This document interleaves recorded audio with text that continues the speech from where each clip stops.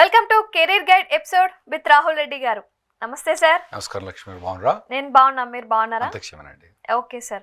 Sir, H1B lottery March 7th నుంచి start అవ్వబోతోంది. Last ఇయర్కి ఈ ఇయర్కి ఎలాంటి సిగ్నిఫికెంట్ చేంజెస్ అనేవి ఉన్నాయి, ఒకసారి ఎక్స్ప్లెయిన్ చేయండి. ఇప్పుడు మనకు ఫస్ట్ లాటరీ అంటే ఎక్స్ప్లెయిన్ చేయాలండి. ఇప్పుడు H1B అన్నావు 65,000 మందికి ఎవ్రీ ఇయర్ H1B ప్రొవిజన్ ఉందండి. అది కాకుండా మాస్టర్స్ డిగ్రీ వాళ్ళకు 20,000 మందికి H1B ప్రొవిజన్ ఉంది. ఇది ప్రతి ఏడాది మొత్తం 85,000 మందికి లాటరీ కండక్ట్ చేస్తారు. కండక్ట్ చేసేటప్పుడు అది ఎప్పుడంటే H1B అనేది మాకు మొదలయ్యేది ఎప్పుడు October 1st. మా ఫిజికల్ ఇయర్, ఫైనాన్షియల్ ఇయర్ ఉంటారు కదా, అట్లా ఫిజికల్ ఇయర్ అంటాం మేము. ఫిజికల్ ఇయర్ అన్నది మాకు October 1st, 2025 మొదలైంది. అంటే దీన్ని 2026 అంటాం మేము. ఫిజికల్ ఇయర్ 2026 అనేది మాకు October 1st మొదలైద్ది అన్నట్టు. మొదలైనప్పుడు దానికి ఏం చేస్తామంటే, ఇంతకుముందు ఏంటంటే 6 months ముందు ఫైల్ చేసుకోవాలి కాబట్టి దానికి April 1st ఫైల్ చేసుకోవాలి. కాకపోతే April 1st కన్నా ముందు ఏంటంటే మార్చ్లోనే మేము అప్లై చేయాలి. మార్చ్లోనే అప్లై చేయాలి. సో ఈరోజు అంటే మనం March 7th ఉన్నాం కదా, ఈ రోజు నుంచి 24th దాకా మాకు ప్రొవిజన్ ఏంటంటే H1Bలో లాటరీ అప్లై చేయాలి. అంటే H1B లాటరీ అప్లై చేయాలంటే ఫస్ట్ ఏంటంటే ఈ వీళ్ళకు పిల్లలకు జాబ్ వచ్చి ఉండాలి, ఎంప్లాయర్ ఉండాలి, వీళ్ళకు జాబ్ ఉండాలి. ఎంప్లాయర్ ఉండి జాబ్ ఉన్న తర్వాత ఆన్లైన్లో పోయి వాళ్ళు ఏం చేస్తారంటే లాటరీ అప్లై చేస్తారు. ఇప్పుడు సుబ్బారావు గారు ఉన్నారు.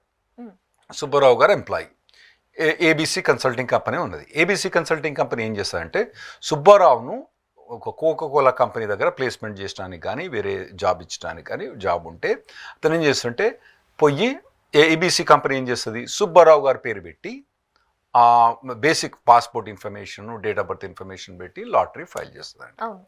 అయితే ఇదివరకు ఏముండే అంటే మాకు అంతకుముందు 2023 కన్నా మొదలు ఏముండే అంటే అన్నీ కూడా అందరూ కూడా 2023 అప్పుడు ఎట్లా ఉండే అంటే $10 కట్టి ఎంతమంది అయినా అతనికి లాటరీ వేసుకోవచ్చు. ABC company, XYZ company, 123 company, 345 company అన్ని కూడా లాటరీ వేసుకోవచ్చు. దానివల్ల చాలా ఫ్రాడ్ అయిందండి. ఎందుకంటే సుబ్బారావు గారు ఏం చేసినారు, చాలా మంది కంపెనీల దగ్గర పోయినారు. అయితే ఇది 2024 నుంచి ఏం చేసిందంటే సుబ్బారావు అన్నయ్య అతను ఒక్కడే కాబట్టి ఎంతమందికి ఫైల్ చేసినా కూడా సుబ్బారావు ఒక్కడే. అతని చిట్లు 4. ఇదివరకు ఏం చేసి 10 కంపెనీలు పెట్టిండు అనుకోండి, 10 కంపెనీల నుంచి ఒక్కొక్క చిట్టు వస్తుంది అన్నట్టు. సుబ్బారావు గారి పేరు 10 సార్లు వస్తుంది. ఈసారి 10 కంపెనీలు పెట్టినా కూడా సుబ్బారావు గారి పేరు ఒకటే వస్తుంది అన్నట్టు, చిట్టు ఒకటి. కాకపోతే ఏంటంటే 2 కంపెనీలు ఒకవేళ పెద్ద పెద్ద కంపెనీలు ఫైల్ చేస్తే మాత్రం అతనికి ఏ కంపెనీ నుంచి పోవాలన్నది అతను చూజ్ చేసుకోవచ్చు. ఇప్పుడు 2024 నుంచి ఏంటంటే అతనికి ఎన్ని కంపెనీల నుంచి వచ్చినా కూడా ఒకటే సుబ్బారావు కాబట్టి చిట్ అన్నది ఒకటే ఉంటుంది అతనికి. లాటరీ అన్నది ఒకటేసారి తగలే ఛాన్స్ ఉంటుంది. అయితే ఇప్పుడు కొత్తగా అంటే 2025 March 7th నుంచి ఈ రోజు నుంచి వీళ్ళు చేసే ప్రొవిజన్ ఏంటంటే ఇదివరకు $10 ఉండే అప్లికేషన్కు, ఆన్లైన్ అప్లికేషన్. ఇప్పుడు దాన్ని $230 చేసినట్టు ఫీజు ప్రతిది. ఇది మంచి పని అండి, ఎందుకంటే దీనివల్ల చాలా ఫ్రాడ్ ప్రివెంట్ అయింది అన్నట్టు. ఎందుకంటే చాలా మంది ఏంటంటే ఎలా అయినా మనం సెలెక్ట్ అవ్వాలి అని, అవును, ఒకటి కాదు వరుసగా ఒక 5-10 కంపెనీస్ లాటరీ వేయడం. అవును, చాలా మంది 2023 కన్నా ముందు చాలా ఇటువంటి ఫ్రాడ్లు జరిగినాయండి. కాకపోతే ఏమైతుందంటే ఇప్పుడు అవన్నీ కూడా రివోక్ అవుతున్నాయి. సో ఇటువంటి బ్రైట్ ఫ్యూచర్ డిస్ట్రాయ్ కావడం కన్నా మొదలే వీళ్ళను చిడపురులో మొదలే తీసేసే బెటర్ అన్నట్టు. సో అట్లా ఇప్పుడు వీళ్ళు మొదలే ఎంచి వేయడానికి ఈ లాటరీ సిస్టమ్ అనేది 2024లో చేంజ్ చేసినారు. మళ్ళీ ఇప్పుడు ఏంటంటే ఇప్పుడు ఒక $230, $10 ఫీజు కన్నా $230 ఫీజు పెట్టి చాలా మంచి పని చేసినారండి. ఓకే, కానీ నిజంగా అమెరికా వెళ్ళాలి అనుకున్న వాళ్ళ పరిస్థితి ఏంటి అంటే వాళ్ళు ప్రతిసారి మిస్ అయితేను వాళ్ళ పరిస్థితి ఏంటి?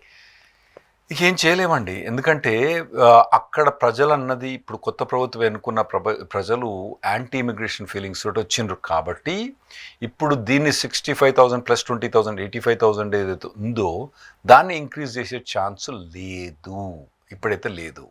అయితే ఇప్పుడు ఉన్న ప్రొవిజన్ ప్రకారం ఏంటంటే మనకు స్టూడెంట్ వీసా మీద పోయిన వాళ్ళకు మాస్టర్స్ కోటాల వాళ్ళకు కొద్దిగా ఛాన్స్ ఎక్కువ ఉంటుంది. బ్యాచిలర్స్ కోటా కన్నా మాస్టర్స్ కోటా వాళ్ళకు 2 సార్లు లాటరీ చేస్తారు అన్నట్టు. మొదలు 65,000 లాటరీ చేస్తారు, దొరకలేదనుకోండి మళ్ళీ 20,000 లాటరీ చేస్తారు. సో వాళ్ళకి ఎక్కువ ఛాన్స్ ఉంటుంది అన్నట్టు మాస్టర్స్ కోటా వాళ్ళకు. సో వాళ్ళు ఇప్పుడు వాళ్ళకు దాదాపుగా 3 ఛాన్సెస్ కంపల్సరీ ఉంటాయి. ఎంప్లాయ్మెంట్ ఉండి ఎంప్లాయర్ రెడీగా ఫైల్ చేసడానికి రెడీగా ఉంటే 3 నుంచి 4 ఛాన్సెస్ వస్తాయండి వాళ్ళకు. అదొకటి ఉంటుంది. కాకపోతే ఇక్కడ నుంచి ఏది మాస్టర్స్ డిగ్రీ లేకుండా ఇక్కడి నుంచి పోదలుచుకున్న వాళ్ళకి మాత్రం దాదాపుగా ప్రతి 5 కేసులల్లో ఒక కేసు, అంటే ప్రతి 5 అప్లికేషన్స్లలో ఒకరే సెలెక్ట్ అయ్యే ఛాన్స్ ఉంటుంది. మరి ఆ సెలెక్ట్ అయ్యే ఛాన్స్ని పెంచుకోవటం ఎలా? అంటే మన హైదరాబాద్ నుంచి ఎక్కువగా అమెరికాకి వెళ్తూ ఉంటారు, అందులోనూ ఐటీ ఫీల్డ్ కోసం ఎక్కువగా వెళ్తూ ఉంటారు కదా. మరి 5గురిలో ఒక్కనే సెలెక్ట్ చేస్తే మిగతా 4 పోయినట్టే. మరి వాళ్ళు సెలెక్ట్ అవ్వాలంటే ఏం చేస్తే బెటర్? ఇప్పుడు కొత్త ప్రొవిజన్స్ 2024 నుంచి వచ్చిన ప్రొవిజన్స్ ప్రకారం 1000 ఏళ్ళు తలకిందులు పెట్టి వేలాడదీసి పూజ చేసినా కూడా ఏమీ చేయలేమన్నట్టు, ఒకటేసారికి అప్లై చేయొచ్చు. అయితే వాళ్లకు మీరు చెప్పే వాళ్లకు వేరే H1 ఒక్కటే కాదు కదండి, చాలా వీసాలు ఉన్నాయి మీకు. A visa, B visa, C visa, D visa, E visa, F visa, G visa, H visa. హెచ్లో కూడా 2 కేటగిరీస్ ఉన్నాయి, H2, H3. చాలా వీసాలు ఉన్నాయి. H1 వీసా అని అనుకుంటారు. అయితే ఇంకోటి ఏంటంటే L1 వీసా ఉంది, ఓ వీసా ఉన్నది, జే వీసా ఉన్నది, క్యూ వీసా ఉన్నది. ఈ చాలా వీసాస్ ఉన్నాయనండి. సో వీటన్నిటి కూడా వీళ్ళు ఎక్స్ప్లోర్ చేసుకోవచ్చు. ఒకవేళ అతను కనుక సిన్సియర్గా నేను అమెరికా ఎంప్లాయ్మెంట్ మీద పోదలుచుకుంటే ఒక హెచ్ వీసా కాకుండా చాలా వీసాస్ ఉన్నాయి. కాకపోతే వాటికి కొద్దిగా కష్టపడాల్సి వస్తుంది అన్నట్టు. ఈ నార్మల్గా హెచ్ వీసా అంత ఈజీగా ఉండదు, కొంచెం కష్టపడాల్సి వస్తుంది. ఓకే. మరి ఈ H1B వీసా ప్రాసెస్ మీద చాలా మంది తిట్టుకున్నారు కూడాను, చాలా క్రిటిసైజ్ చేశారు, ఈ ప్రాసెస్ వల్ల మాకు చాలా ఇబ్బంది అవుతుంది అని చెప్పి. మరి అలాంటి వాళ్ళు ఎలాంటి చేంజెస్ అప్లికేషన్స్లో చేసుకుంటే బెటర్ అంటారు? అంటే ఒకటేంటంటే అది మన దేశం, ఇప్పుడు ఎవరైతే H1B అప్లై చేస్తారో అది వాళ్ళ దేశం కాదు, అది అమెరికా దేశం. కాబట్టి అమెరికా దేశం అన్నది వాళ్ళ దేశంలో ఎటువంటి వాళ్ళు వచ్చి పనిచేయాలన్నది వాళ్ళు డిసైడ్ చేస్తారు. వాళ్ళు డిసైడ్ చేసింది ఈ మాదిరి ఇప్పుడు మనం ఎక్స్ప్లెయిన్ చేసింది ఏది 60,000, 20,000, తర్వాత లాటరీ అన్ని వాళ్ళు డిసైడ్ చేసిండ్రు.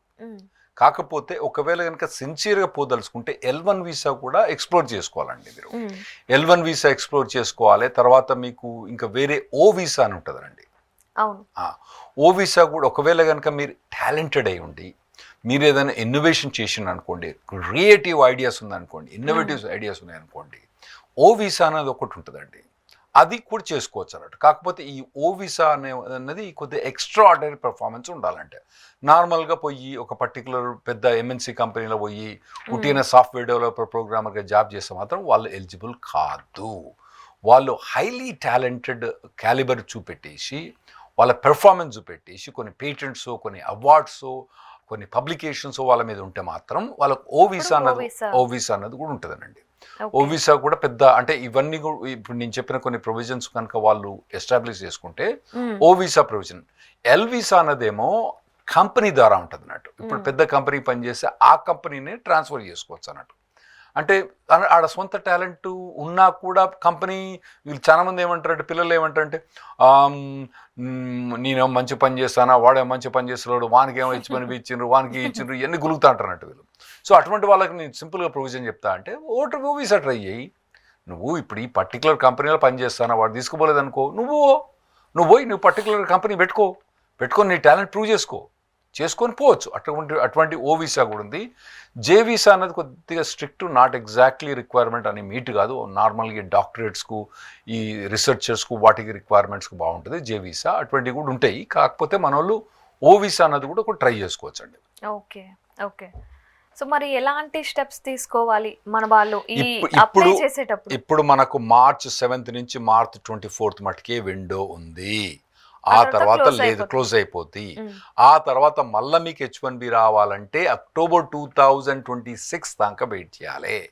దాని October 2026 దాకా వెయిట్ చేయాలి. కానీ ఆ లాటరీ ప్రాసెస్ కూడా March 2026 మొదలైద్ది.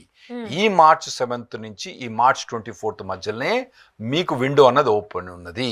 సో ఇప్పుడు మీకు ఏమైనా జాబ్ ఆపర్చునిటీ ఉంటే, కంపెనీలో మీకు ఏమైనా ఆపర్చునిటీ ఉంటే మీరు కంపెనీని కాంటాక్ట్ చేసుకొని లాటరీలో అప్లై చేయమని చెప్పండి.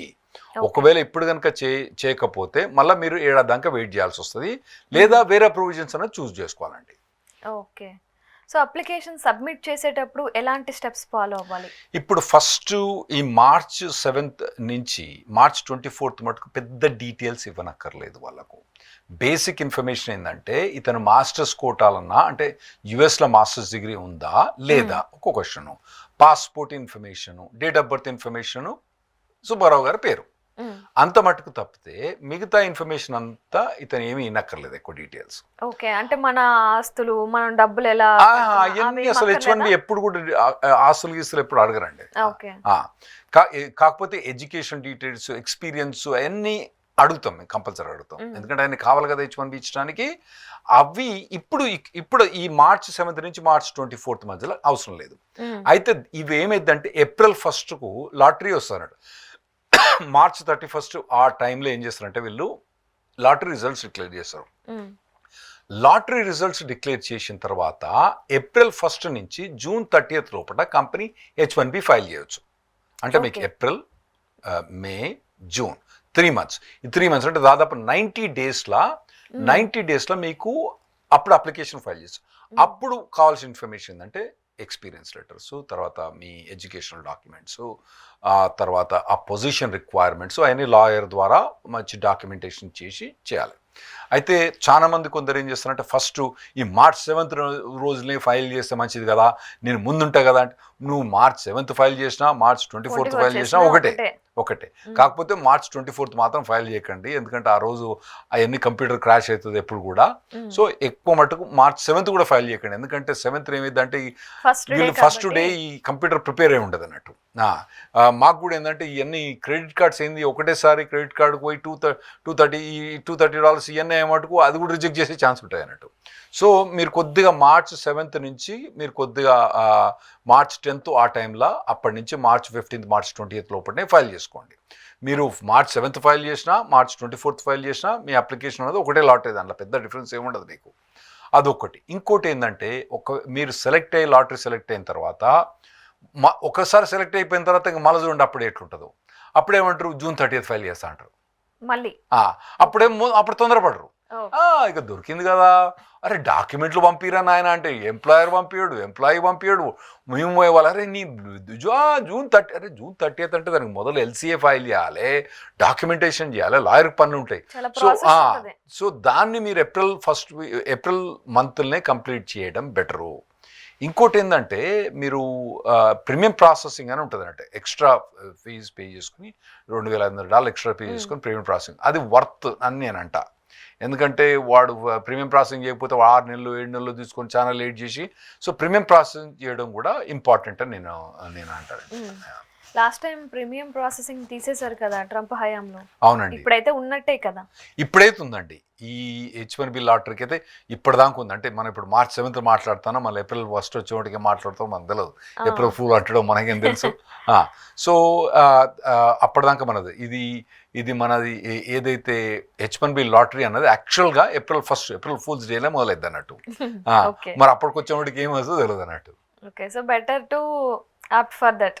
అవునండి, బెటర్ అంటే ప్రీమియం ప్రాసెసింగ్ ఉంటే మాత్రం ప్రీమియం ప్రాసెసింగ్ ఫైల్ చేసుకోండి, ఇది బెటర్ మీకు ప్రీమియం ప్రాసెసింగ్ ఫైల్. ఇంకోటి ఏంటంటే H1B లీగల్ ఫీజు కానీ, తర్వాత లీగల్ ఫీజు కానీ అంటే లాయర్స్కి ఇచ్చే ఫీజు కానీ, ఫైలింగ్ ఫీజు కానీ ఎంప్లాయీ పే చేయరాదు. ఇది ఓన్లీ ఎంప్లాయర్ పే చేయాలి, కంపెనీ పే చేయాలి. ఒకవేళ కనుక ఎంప్లాయర్ కనుక మిమ్మల్ని ఈ డబ్బులు అడుగుతా అంటే ఇది ఫ్రాడ్లెంట్ కంపెనీ, అటువంటి కంపెనీ ద్వారా పోకండి. అసలే ట్రంప్ చెండ శాసనుడే అనుకోండి, మీరు పోయి డబ్బులు ఇచ్చినంటే వాళ్ళకి తెలుస్తుంది. ఇటువంటి కంపెనీస్ అన్నీ ఇప్పుడు ఇలాన్ మాస్క్ వచ్చి మొత్తం ఆర్టిఫిషియల్ ఇంటెలిజెన్స్ పెట్టేసిండు, ఈ కంపెనీస్ అన్ని ఈజీ డిటెక్ట్ చేసి వీళ్ళను మీ లైఫ్ మీ మొత్తం పాడు చేయకండి. ఒకవేళ ఈ ఏడాది మీకు లాటరీ రాకపోయినా వచ్చే ఏడాది చూసుకోవచ్చు మెల్లకపోయినా కానీ ఇటువంటి ఫ్రాడ్లెంట్ కంపెనీ డబ్బులు తీసుకొని స్పాన్సర్ చేసే కంపెనీలకు మాత్రం పోకండి. ఒక్కటే ఏంటంటే మీకు డబ్బులు కట్టే వీలు ఎక్కడ ఉంటుందంటే మీకు ప్రీమియం ప్రాసెసింగ్ అన్నది, నేను ఇంతకుముందు చెప్పిన కదండి, మనం చెప్పినట్టు ప్రీమియం ప్రాసెసింగ్ తీసుకుంటే బెటరు. ఆ ప్రీమియం ప్రాసెసింగ్ ఫీజు మాత్రం ఒకవేళ ఎంప్లాయర్ మీ దగ్గర తీసుకుంటే పర్వాలేదు, అదొకటి. రెగ్యులర్ ఫీజు కానీ రెగ్యులర్ లాయర్ ఫీజు కానీ మీరు పే చేయరాదు. మీరు కంపెనీకి ఎటువంటి డబ్బులు పే చేయకండి. ఇంకోటి, ఆ ప్రీమియం ప్రాసెసింగ్ కూడా మీరు డైరెక్ట్ లాయర్కి పే చేసుకోవచ్చు, అది బెటర్. ఎందుకంటే కంపెనీకి పే చేస్తే అది రికార్డ్ బాగుండదు, మళ్ళీ డైరెక్ట్ లాయర్ పే చేసుకోవచ్చు అన్నట్టు. సో అటువంటి ప్రొవిజన్స్ చూసుకోండి మీరు. ఎప్పుడు కూడా ఫ్రాడ్లెంట్ కంపెనీస్ ద్వారా పోకండి.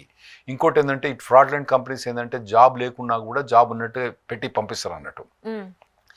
ఇవాళ రేపు ఇవన్నీ డిటెక్ట్ ఈజీ అయితే. కాకపోతే ఏమవుతుందంటే వీళ్ళు ఏం చేస్తారంటే మా యూఎస్లో ఏం చేస్తారంటే వీళ్ళని రాని వచ్చిన తర్వాత మొత్తం వెనక నుంచి కొడతారు అన్నట్టు.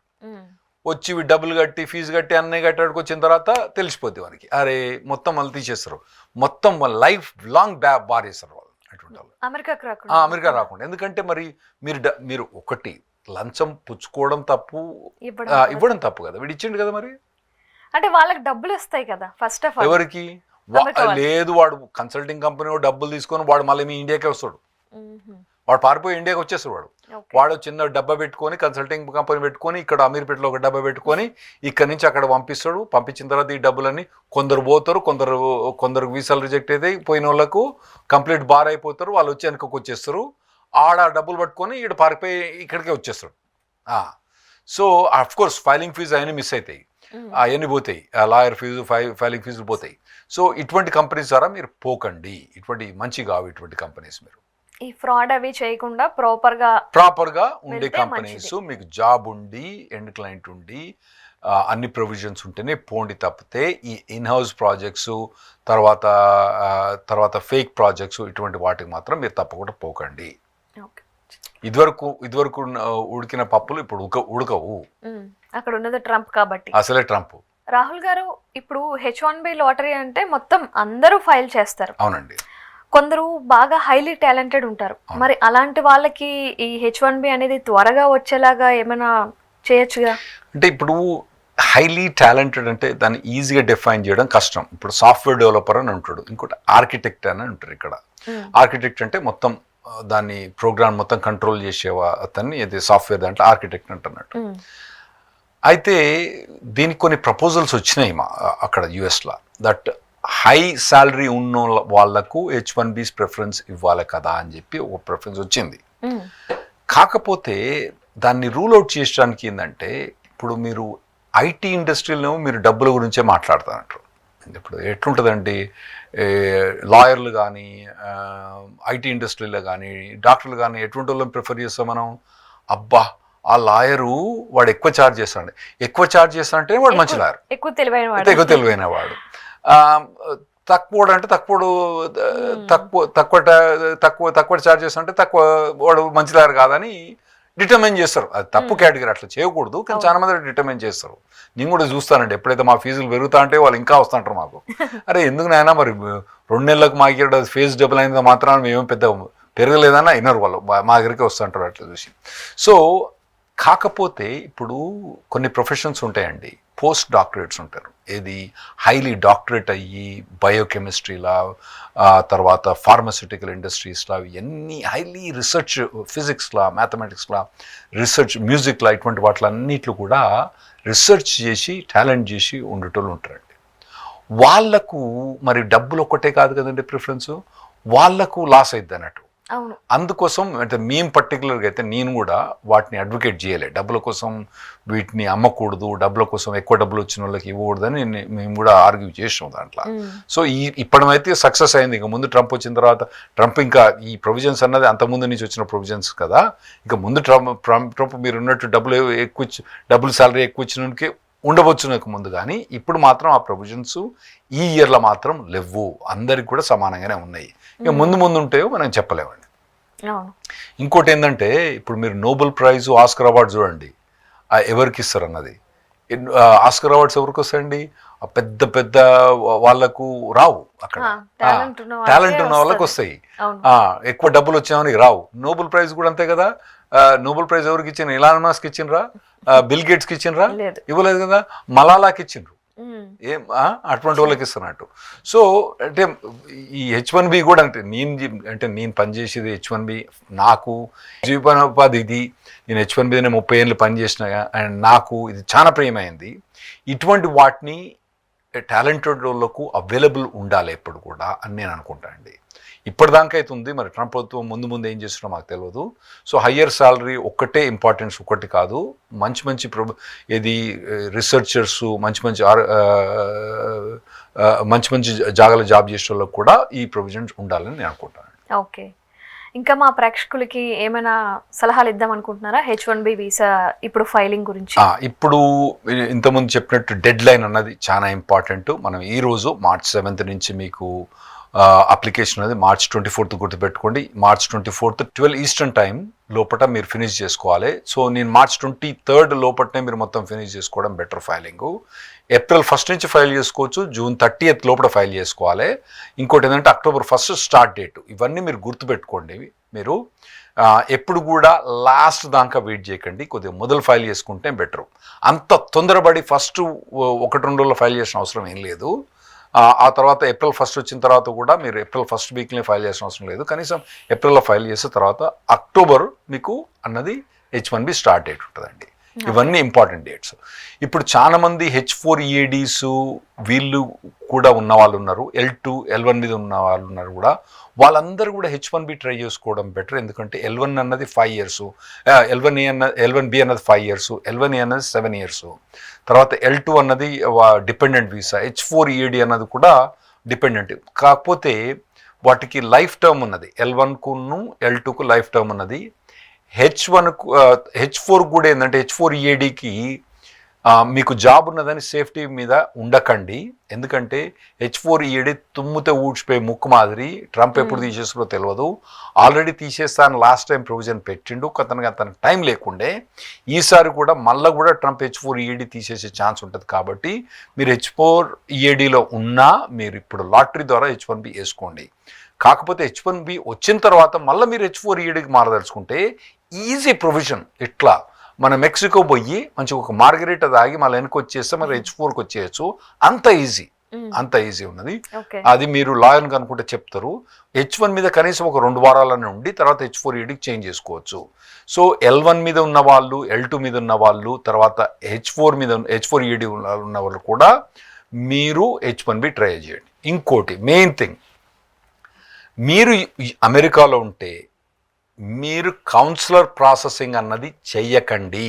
మీ ఎంప్లాయర్ కౌన్సిలర్ ప్రాసెసింగ్ అని చెప్తే అస్సలే ఒప్పుకోకండి, అది తప్పు.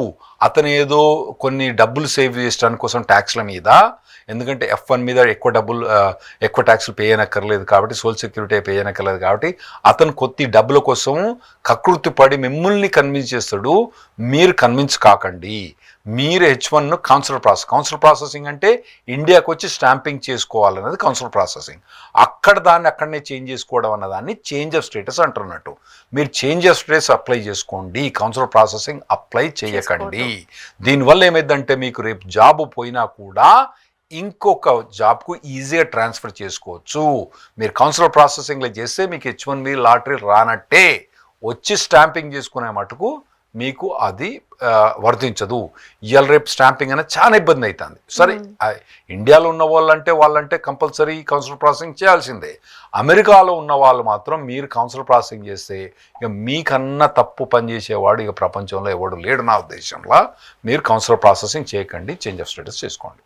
Okay, thank you so much Rahul Reddy గారు. చాలా వాల్యుబుల్ ఇన్ఫర్మేషన్ అయితే మా ప్రేక్షకులకి ఇచ్చారు. థ్యాంక్స్ లక్ష్మి గారు. ఇది ఇవాల్టి అప్డేట్. ఇలాంటి మంచి అప్డేట్స్ కోసం చూస్తూనే ఉండండి ఈహా టీవీ.